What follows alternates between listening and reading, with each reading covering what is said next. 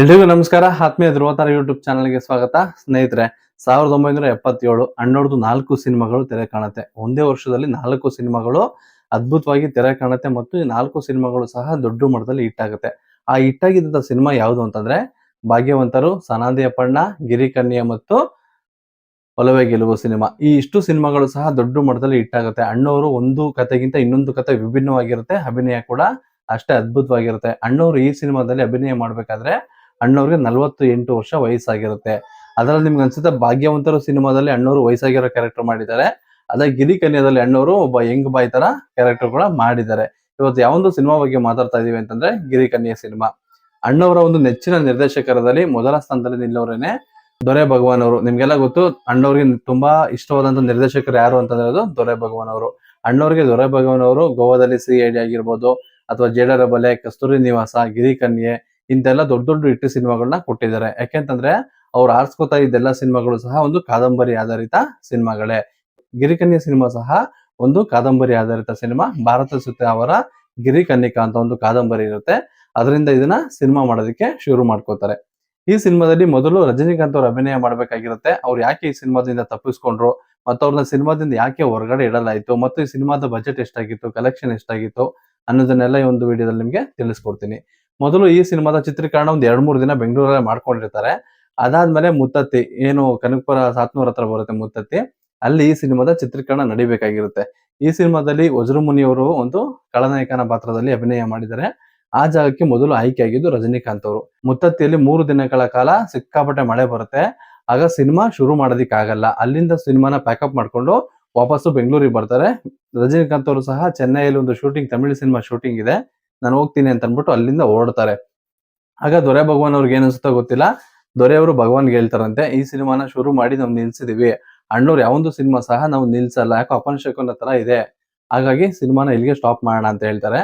ಆಗ ದೊರೆ ಭಗವಾನ್ ಅವರು ಕೂಡ ಒಪ್ಕೊಂಡು ಸಿನಿಮಾನ ನಿಲ್ಸೋ ಮಾತನ್ನ ಕೂಡ ಆಡ್ತಾರೆ.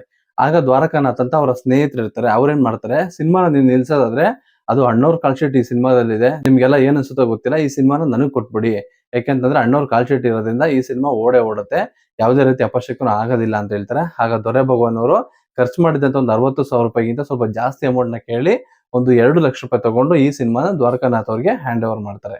ದ್ವಾರಕಾನಾಥ್ ಅವ್ರು ಹೇಳ್ತಾರೆ ದೊರೆ ಭಗವಾನ್ ಅವ್ರಿಗೆ, ನೀವೇ ಈ ಸಿನಿಮಾನ ನಿರ್ದೇಶನ ಮಾಡಿ, ಯಾಕೆಂತಂದ್ರೆ ನೀವು ತುಂಬಾ ಅದ್ಭುತವಾಗಿರೋ ನಿರ್ದೇಶಕರು, ನಾನು ಅದೆಷ್ಟು ಖರ್ಚಾಗುತ್ತೋ ಅಷ್ಟನ್ನ ನಾನು ಕೊಡ್ತೀನಿ ಅಂತ ಹೇಳ್ತಾರೆ. ಸಿನಿಮಾ ಚಿತ್ರೀಕರಣ ಶುರು ಮಾಡ್ತಾರೆ. ಆಗ ದ್ವಾರಕಾನಾಥ್ ಅವ್ರು ಒಂದ್ ಮಾತು ಹೇಳ್ತಾರೆ ದೊರೆ ಭಗವಾನ್ ಅವ್ರಿಗೆ, ನೋಡಿ ಈ ಸಿನಿಮಾಗೆ ರಜನಿಕಾಂತ್ ನ ಹಾಕೋ ಬದಲು ವಜ್ರಮುನಿ ಅವ್ರಿಗೆ ಹಾಕೊಡಿ, ಯಾಕೆಂತಂದ್ರೆ ಸಿನಿಮಾದ ಬಜೆಟ್ ಜಾಸ್ತಿ ಆಗುತ್ತೆ, ರಜನಿಕಾಂತ್ ಅವ್ರಿಗೆ ಕೊಡೋದಕ್ಕೆ ನನ್ನ ಹತ್ರ ಅಷ್ಟು ದೊಡ್ಡ ಮೊತ್ತದ ಅಮೌಂಟ್ ಇರೋದಿಲ್ಲ, ವಜ್ರಮುನಿ ಅವರೇ ನನಗೊಂದು 25,000 ಸಾಲ ಕೊಡ್ಬೇಕು, ಅದನ್ನ ಇಲ್ಲಿ ಒಂದು ಲೆಕ್ಕ ಹಾಕ್ಬಿಡೋಣ, ಒಂದು ಅಲ್ಲಿಗೆ ಇಲ್ಲಿಗೆ ಮ್ಯಾನೇಜ್ ಮಾಡ್ಬಿಡೋಣ ಅಂತ ಹೇಳ್ತಾರೆ. ಆಗ ದೊರೆ ಭಗವಾನ್ ಅವರು ಪ್ರೊಡ್ಯೂಸರ್ ಹೇಳ್ಮೇಲೆ ಕೇಳಲೇಬೇಕಲ್ವಾ, ಸರಿ ಅಂತ ಅನ್ಬಿಟ್ಟು, ಮುಂಚೆ ದೊರೆ ಭಗವಾನ್ ಅವರು ನಿರ್ಮಾಪಕರಾಗಿದ್ರು, ಆಮೇಲೆ ದ್ವಾರಕಾನಾಥ್ ಅವರು ಈ ಸಿನಿಮಾಗೆ ನಿರ್ಮಾಪಕರಾಗ್ತಾರೆ. ಆಮೇಲೆ ರಜನಿಕಾಂತ್ ಅವ್ರಿಗೆ ಈ ಸಿನಿಮಾದಿಂದ ಹೊರಗಡೆ ಇಡಲಾಗುತ್ತೆ.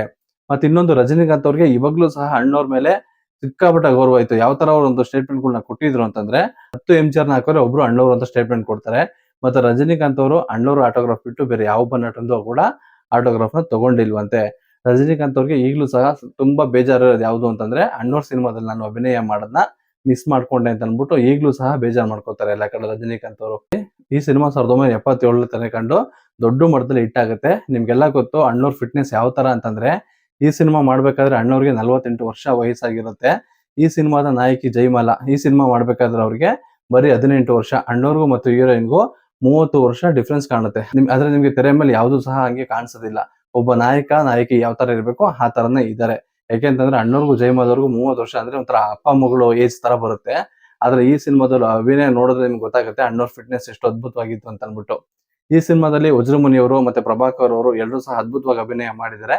ಸಿನಿಮಾದ ಕತೆ ತುಂಬಾ ಸಿಂಪಲ್ ಆಗಿತ್ತು. ಒಂದು ಎಸ್ಟೇಟ್ ಮಾಲೀಕ ಒಂದು ನಾಯಕಿ ಮೇಲೆ ಕಣ್ಣಾಗ್ತಾನೆ, ಅಲ್ಲಿಗೆ ನಾಯಕನ ಎಂಟ್ರಿ ಆಗುತ್ತೆ. ಈ ತರ ಒಂದು ತಿರುವನ್ನ ತಗೊಂಡು ಒಂದು ಅದ್ಭುತವಾಗಿರೋ ಒಂದು ಲವ್ ಸ್ಟೋರಿ ಸಿನಿಮಾ ಇದು. ಅದರಲ್ಲಿ ಅಣ್ಣವ್ರ ಆಕ್ಷನ್ ಅದರ ತುಂಬಾ ನೋಡೋದಕ್ಕೆ ಚೆನ್ನಾಗಿ ಕಾಣುತ್ತೆ. ಅಣ್ಣವ್ರ ಎಂಟ್ರಿ ಈ ಸಿನಿಮಾದಲ್ಲಿ ಒಂದು ಸಾಂಗ್ ಮೂಲಕ ಬರುತ್ತೆ. ಈ ಸಿನಿಮಾದಲ್ಲಿ ವಜ್ರಮುನಿ ಅವರ ಎಂಟ್ರಿ ಕೂಡ ತುಂಬಾ ಚೆನ್ನಾಗಿದೆ. ಯಾಕಂದ್ರೆ ಆಗಿನ ಕಾಲದಲ್ಲೆಲ್ಲ ಒಬ್ಬ ಖಳನಾಯಕನ ಎಂಟ್ರಿ ಅಂತಂದ್ರೆ ಒಂದು ಮರ್ಡರ್ ಅಲ್ಲಿ ಇಲ್ಲ ಒಂದು ಅತ್ಯಾಚಾರದಲ್ಲಿ ಆಗ್ತಿತ್ತು. ಅದೇ ತರ ಈ ಸಿನಿಮಾದಲ್ಲೂ ಸಹ ವಜ್ರಮುನಿ ಅವರ ಎಂಟ್ರಿ ತುಂಬಾ ಅದ್ಭುತವಾಗಿದೆ. ಅವ್ರ ಅಭಿನಯ ನೋಡೋದಕ್ಕೆ ತುಂಬಾ ಖುಷಿ ಅನ್ಸುತ್ತೆ. ಪ್ರಭಾಕರ್ ಅವರು ತುಂಬಾ ಅದ್ಭುತವಾಗಿ ಅಭಿನಯ ಮಾಡಿದ್ದಾರೆ. ಜೈಮಾಲಾ ಅವರಂತೂ ಅಣ್ಣವ್ರಿಗೆ ಒಂದು ಸೂಟಬಲ್ ನಾಯಕಿ ಈ ಸಿನಿಮಾದಲ್ಲಿ. ಮತ್ತೆ ಇನ್ನೊಂದು, ಈ ಸಿನಿಮಾದ ಬಜೆಟ್ ಎಷ್ಟು ಅಂತ ನೋಡೋದಾದ್ರೆ, ಆಗಿನ ಕಾಲಕ್ಕೆ ಈ ಸಿನಿಮಾದ ಬಜೆಟ್ ಒಂದು 5 ರಿಂದ 7 ಲಕ್ಷ ರೂಪಾಯಿ ಸಹ ಖರ್ಚಾಗಿರುತ್ತೆ. ಅಂದ್ರೆ ಅಣ್ಣವ್ರ ಸಿನಿಮಾದಲ್ಲಿ 5 ರಿಂದ 7 ಲಕ್ಷ ಅಂತಂದ್ರೆ ಒಂದು ಅವರೇಜ್ ಬಜೆಟ್ ಸಿನಿಮಾ. ಯಾಕಂದ್ರೆ ಅಣ್ಣವ್ರದ್ದು ಒಂದು ಪೌರಾಣಿಕ ಸಿನಿಮಾದೆಲ್ಲ 20 ರಿಂದ 25 ಲಕ್ಷ ಖರ್ಚಾಗ್ತಿತ್ತು. ಒಂದು ಹಳ್ಳಿ ಅಥವಾ ಒಂದು ಎಸ್ಟೇಟ್ ನಡೆಯೋ ಸಿನಿಮಾದೆಲ್ಲ ಒಂದು 7 ರಿಂದ 8 ಲಕ್ಷ ರೂಪಾಯಿವರೆಗೂ ಮಾತ್ರ ಖರ್ಚಾಗ್ತಿತ್ತು. ಅದೇ ತರ ಗಿರಿಕನ್ಯಾ ಸಿನಿಮಾ ಬಜೆಟ್ ಒಂದು 7 ರಿಂದ 8 ಲಕ್ಷ ರೂಪಾಯಿ ಆಗಿರುತ್ತೆ ಅಂದಾಜು. ಸಿನಿಮಾ ಕಲೆಕ್ಷನ್ ಮಾತ್ರ ತುಂಬಾ ದೊಡ್ಡ ಮಟ್ಟದಲ್ಲಿರುತ್ತೆ. ಆಗಿನ ಕಾಲದಲ್ಲಿ ಈ ಸಿನಿಮಾ ಒಂದು 2 ರಿಂದ 3 ಸಲ ರಿಲೀಸ್ ಕೂಡ ಆಗುತ್ತೆ. ಕಲೆಕ್ಷನ್ ಈ ಸಿನಿಮಾದು 3,20,00,000. ಅಂದ್ರೆ ಈ ಸಿನಿಮಾದ ಇನ್ನೊಂದು ವಿಶೇಷ ಏನು ಅಂತಂದ್ರೆ, ಈ ಸಿನಿಮಾದಲ್ಲಿ 5 ಹಾಡಿದೆ. 5 ಹಾಡುಗಳನ್ನು ಸಹ ಅಣ್ಣವರೇ ಆಡಿದ್ದಾರೆ. ಒಂದು ಸಿನಿಮಾದಲ್ಲಿ ಇರುವಂತ ಸಾಂಗ್ನೆಲ್ಲ ಒಬ್ಬ ನಾಯಕ ಆಡಿರೋದು ಇದೇ ಮೊದಲನೇ ಸಿನಿಮಾ ಅನ್ಸುತ್ತೆ. ಒಂದಕ್ಕಿಂತ ಒಂದು ಸಾಂಗ್ಗಳು ಈ ಸಿನಿಮಾದಲ್ಲಿ ತುಂಬಾ ದೊಡ್ಡ ಮಟ್ಟದಲ್ಲಿ ಹಿಟ್ಟು ಕೂಡ ಆಗುತ್ತೆ. ಮತ್ತೆ ಇನ್ನೊಂದು ವಿಶೇಷ ಏನಂದ್ರೆ, ಈ ಸಿನಿಮಾಗೆ ರಾಜನ್ ನಾಗೇಂದ್ರ ಅವ್ರ ಸಂಗೀತ ಕೊಟ್ಟಿರೋದು ನಿಮ್ಗೆಲ್ಲ ಗೊತ್ತು. ರಾಜನ್ ನಾಗೇಂದ್ರ ಅವ್ರ ಸಂಗೀತ ಕೊಟ್ಟಿದ್ದಾರೆ ಅಂದ್ರೆ ಸಿನಿಮಾ ದೊಡ್ಡ ಮಟ್ಟದಲ್ಲಿ ಹಿಟ್ ಆಗುತ್ತೆ ಅಂತ ಅನ್ಬಿಟ್ಟು, ನೀವು ಸಹ ಗಿರಿಕನ್ಯಾ ಸಿನಿಮಾನ ಯಾವ್ದು ಥಿಯೇಟರ್ ಅಲ್ಲಿ ನೋಡಿದ್ರಿ ಅನ್ನೋದನ್ನ ಕೆಳಗಡೆ ಕಮೆಂಟ್ ಮೂಲಕ ತಿಳಿಸಿ ಅಂತ ಹೇಳ್ತಾ ವಿಡಿಯೋ ಇಲ್ಲೇ ಮುಗಿಸ್ತಿದ್ದೀನಿ. ಎಲ್ರಿಗೂ ಧನ್ಯವಾದಗಳು. ಪ್ರಾಣಿಗಳೇನು ಗಿಡ ಮರವೇನು